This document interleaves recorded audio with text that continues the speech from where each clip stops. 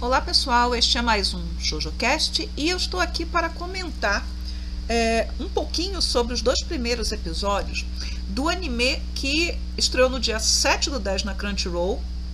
No Japão só estreou no dia 10, né? E eu acabei me perdendo nas datas, por isso eu acabei juntando os 2 episódios, que é Nina The Starry Bride, ou em japonês, e eu só vou falar o nome em inglês porque é mais fácil, Hoshiforu ou Koku no Nina. Esta série, ela é publicada, o mangá, na revista Beloved, conta com 15 volumes em andamento nesse momento. A autora avisou que está terminando o mangá, ela falou isso em março, mas a gente, mangaka, quando estou terminando, a gente nunca sabe. Qual é a história de Nina, tá? Para que eu não me prolongue tanto. Nina se passa em um reino chamado Fortuna. Sim, é Fortuna, apesar de as legendas estarem escrevendo Fortuna. É preciso guardar essa palavra, porque Fortuna no sentido de sorte, né? A boa e a má sorte, Fortuna, uma deusa, né, da mitologia romana, né? Nesse reino em que os ricos são muito ricos, os pobres são muito pobres, eles sequer pisam no mesmo chão, como a Nina diz, e a Nina nasceu muito pobre, nasceu órfã praticamente, porque ela muito pequenininha vai perder os pais. E a Nina vai viver nas ruas, vestida de garoto, para que ela não sofra assédio. Ela é uma tomboy, esse é um dado importante para a forma como ela age no correr da história. E ela acaba morando na rua com outros 2 meninos. Um que parece ser ligeiramente mais velho que ela, que é o Saiji, e um que é mais novo, o Colin. Eles são a família da Nina, né? Mas, em um dado momento, o Colin vai adoecer. A Nina e o Saiji, que vivem, né, de pequenos roubos e de conseguir comida quando eles podem, eles não têm condição de chamar um médico, né? O Colin morre, a Nina fica desesperada, e o Saiji, ele, muito conformado, diz que o destino de todos está escrito nas estrelas, e a Nina se revolta com isso, e ela não acredita, né, que o nosso destino esteja determinado por quem quer que seja. A Nina, ela tem uma característica importante, ela tem olhos de um azul profundo que espelham as estrelas do céu. Os pais dela, quando ela era pequena, tentam esconder esses olhos porque esses olhos poderiam atrair traficantes de escravizados. Segundo consta, os olhos como aqueles teriam a cor dos olhos do Deus Supremo daquele mundo. E também depois, no decorrer do mangá, a gente vai saber que houve um povo desaparecido que era capaz de fazer maravilhas e que todos os membros desse povo tinham olhos, né, desse azul. A Nina, ela fica de luto, ela se esconde, né, para chorar, e quando ela volta, o Saiji a leva para uma casa que fica na beira de uma montanha, e ali ela é capturada por 2 homens, né, que estão vestidos com capuzes. Um desses homens vai examinar muito atentamente os olhos da Nina e vai dizer que é exatamente essa pessoa que eles precisam. O rapaz, ele também tem olhos de uma cor muito diferente, são dourados, são muito fortes, né, de uma cor muito forte, mas isso não vem ao caso nesse momento. E eles vão mandar que a Nina despira a Nina, porque ela está suja, as roupas são fedidas, e ela vai resistir, e eles vão acabar descobrindo que ela é uma menina, né? Esse rapaz, que é o príncipe Azuri, né, ele comprou a Nina do Saiji, o Saiji vendeu a Nina, né, e ele até se retirou já da cena. E ele diz para a Nina que hoje ela morre e ela vai renascer como Alisha. Quem é Alisha? É a princesa sacerdotisa. Estava sendo educada, na verdade, né, numa ilha santuário, numa ilha convento, para ser uma princesa sacerdotisa desse grande deus. A Nina, ela tem os mesmos olhos da princesa Alisha. E como a princesa Alisha foi para essa ilha santuário muito jovem, muito pequena, pouca gente a viu, né? Só lembram dos olhos dela. E quando ela estava sendo trazida para o Palácio Real, porque em 3 meses ela iria se casar com o príncipe herdeiro do reino de Galgada, que é o reino vizinho, há um acidente, a carruagem da Alisha cai do penhasco e ela morre. A minha amiga Jéssica acha que talvez ela não tenha morrido. Eu não tenho spoilers para dizer se sim ou se não, mas efetivamente o corpo dela não é mostrado no mangá. E o príncipe Azuri, ele acaba dizendo, melhor assim, né, que ela seja uma menina, ela me serve muito melhor. A Nina é levada para o palácio e ela vai resistir, né, a esse processo de transformação na princesa Alicia, porque ela, enfim, né, se sente roubada daquilo que é a única coisa que ela tem, que é seu nome. O nome, Nina, é muito valioso para ela, porque ela é miserável, ela não tem nada, ela não tem família, e a única referência, né, de quem ela é esse nome.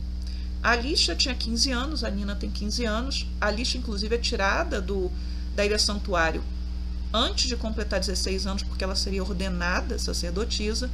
E a Nina, ela vai usar uma peruca, porque ela tem os cabelos curtos, para poder enganar todo mundo. Só que, logo no primeiro episódio, já tem gente desconfiando, né, que ela talvez seja uma fraude, né? Mas o Azuri vai se esforçar para que ela possa aprender tudo o mais rápido possível. Ela não sabe ler, ela não sabe escrever. Mas a Nina resiste, né? A Nina foge, a Nina vaga pelo palácio e a Nina acaba encontrando no segundo episódio, estou falando do primeiro e do segundo episódio, um menininho, né, que é o Morhullum, que é o herdeiro do trono. E há uma questão, né, que vai ser revelada depois, né? Por qual motivo um príncipe como Azuri, que é um grande guerreiro, que é um grande diplomata, que é muito inteligente, que exerce, né, é respeitado por todos, ele perde o lugar de herdeiro para uma criança, né? E o Morhullum, ele é até uma criancinha, né? No início ele parece chatinho, mas ele é um menino solitário que quer a atenção desse irmão mais velho e que acaba se afeiçoando muito a Nina, né? Assim, a forma como eles transferiram do mangá para o anime essa amizade, né, da Nina com o Morhullum, essa relação de irmã mais velha que foi construída tão rápido, é bem legal. No primeiro e no segundo episódio, né, já são apresentadas personagens que aparentemente estão em posição vilanesca. A rainha, que quer garantir o trono para o seu filho e não quer que o Azuri fique com o trono. Não que o Azuri pareça querer, porque ele vai reafirmar que ele está ali a serviço da coroa, né? Ele é um servidor da coroa. E aqueles que cercam o rei, que estão desconfiados da Nina, né? Tanto que logo no primeiro episódio, quando ela se apresenta diante do pai, né, do rei, querem que ela faça uma dança das sacerdotisas que ela não sabe. E aí nós vamos ter que ver, né, como é que o Azuri cria uma situação para escapar, para tirar ela dali e ela não ser obrigada a dançar, né? E no segundo episódio, nós já temos a situação da tentativa de assassinato da Nina, que na verdade não é a Nina que querem matar principalmente o Azuri. Mas isso a gente só vai entender depois por qual motivo, quais são as intrigas. Nesse segundo episódio, a Nina ainda está chegando no palácio, né? E veja, né, esses 2 episódios cobrem somente o primeiro volume do mangá. Não sei até que momento do mangá o anime vai conseguir seguir. Eu torço que o anime faça sucesso. Eu torço que nós tenhamos uma segunda temporada, como no caso de Apothecary Diaries, né, que vai para a segunda temporada, e aliás já teve uma primeira temporada com 24 episódios, né? Mas eu espero que Nina tenha talvez esse mesmo número de episódios, não sabemos quantos episódios serão. Se houver 24 episódios, eu acho que se o mangá estiver realmente terminando, dá para cobrir. Gostei bastante das vozes que foram escolhidas. A gente lê o mangá e ouvir as vozes dos dubladores, né, acaba ajudando a construir uma nova forma como a gente percebe a obra. E eu estou gostando muito do mangá, estou no volume 7 nesse momento. E eu estou me segurando, né, porque eu estou fazendo resenhas para o blog. E eu gravei um primeiro programa, vai aparecer o card, falando do mangá e falando do anime. Como houve a confusão com as datas da Crunchyroll, eu acabei atrasando, né, aquilo que eu pretendia fazer. Por causa do meu trabalho também, né, porque eu pretendia gravar um programa falando da série e o do mangá, aí depois ir gravando um episódio de ShoujoCast para cada episódio do anime. Mas isso não vai acontecer. Mas eu espero que segunda-feira mesmo eu assista o 3º episódio e consiga gravar. Então na Crunchyroll está estreando toda segunda-feira, começou no dia 7 de outubro. né? Até no programa que eu gravei antes eu errei as datas, porque na minha cabeça é muito confuso. Eu acreditava que tinha estreado no domingo e eu tinha me perdido, mas foi segunda-feira mesmo. Abertura e encerramento. Gostei muito da abertura com o livro, como se fosse um livro de histórias. Não gostei tanto assim gostei muito do encerramento, não gostei tanto da abertura. Por quê?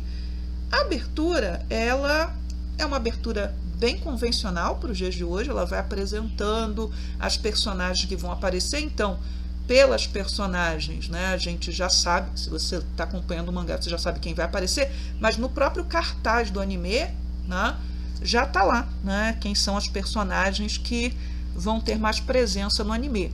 Senti falta no cartaz da Hikami e da Ane, que são as duas damas de companhia da Alicia, quando ela vai para Galgada, né, que é o reino para onde ela vai ser enviada, porque ela é chamada exatamente para ser uma noiva refém. Isso é importante, né?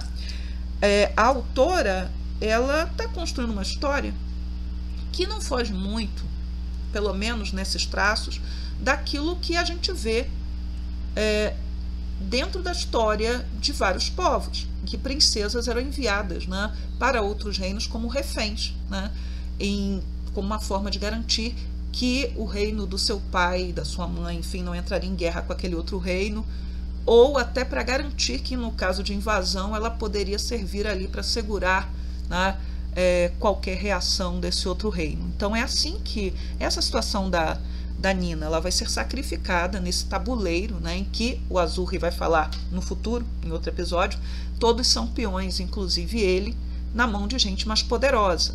O rei, ou alguém que a gente vai conhecer depois, né, que é o rei aposentado, né, que é o rei bisavô da Alicia, bisavô do Azuri, bisavô do Murulum, né?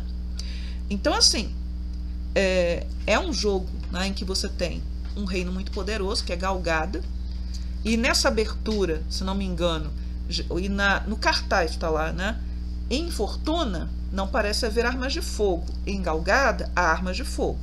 O Sete aparece, ele usa a espada, mas ele aparece empunhando uma arma de fogo, né?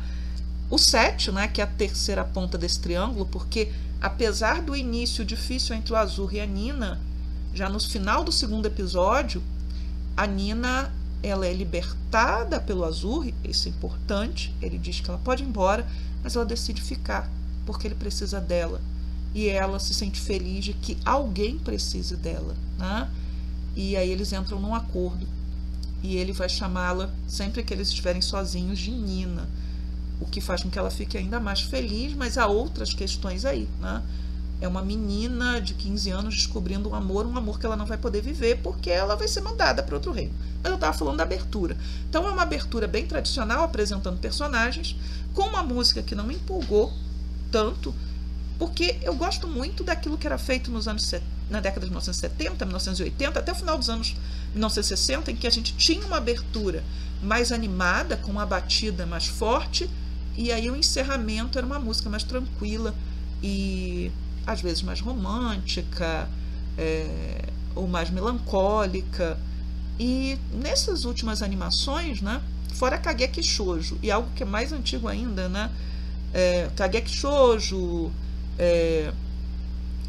Gekan Shoujo Nozaki-kun ou Yuri on Ice, que tem uma música de abertura bem agitada e um encerramento menos, eu não consegui achar muita graça, né, dessas aberturas. Na abertura aparecem uns pássaros em revoada logo no início. Eu desconfio, isso não está confirmado no mangá, não estou dando spoiler, porque eu não tenho spoiler, né? Mas eu desconfio que a Nina tenha poderes e esses poderes estejam ligados às forças da natureza, inclusive aos passarinhos. Mas, enfim, isso não está revelado ainda. Então, até o momento é isso, ó. Não sei a previsão de quantos episódios teremos. Vai estrear toda segunda-feira na Crunchyroll. A série, né, tem dublagem em português, para quem quiser. A Nina, né, é uma personagem muito simpática. Ela começa muito infantil, mas ela é uma menina de 15 anos que estava vivendo na rua, que não tinha nenhuma cultura, nenhuma orientação, né? Só a cultura dela era a cultura das ruas, né? E agora ela vai ter que ser transformada numa princesa, então temos as resistências, temos certas infantilidades, mas ela vai amadurecer rápido. O Azurri, apesar, né, de alguém ter me passado a informação de um vídeo que circula dizendo, mais um shoujo tóxico, né? Em primeiro lugar, não é shoujo, apesar de que se colocasse a Nina do Starry Bright, pelo menos até o momento, numa revista como a Lala, numa revista como a Princess, não faria diferença. A meu ver, não faria diferença nenhuma. Tá? Poderia ser shoujo, mas não é shoujo. Um shoujo tóxico, e muito provavelmente a pessoa que fala isso, ou fala porque não gosta de shoujo, nem quer saber, né? Hoje eu sei o que seja, não quer saber, ou porque olha para o Azurri e imagina, né, que ele vai maltratar a Nina, que a Nina vai rastejar aos pés dele. A relação dos dois não será essa, tá? E ele é uma personagem que não tem essas características autoritárias, né? E mais adiante, e aí sim eu estou dando um spoiler, quando eu esperava que a autora recorresse a clichê de colocá-lo tendo um ataque de ciúme, ela não coloca. Então, assim, ele ganhou. Tem uma personagem que eu gosto bastante. Gosto bastante da Nina, do Azurri, e não quero gostar do Sete, mas a autora, ela faz um jogo muito pesado para que a gente goste do Príncipe de Galgada. Não vou falar dele agora. Enfim, recomendo a série. Essa série ela ganhou o 46º Shogakukan Award na categoria Shoujo.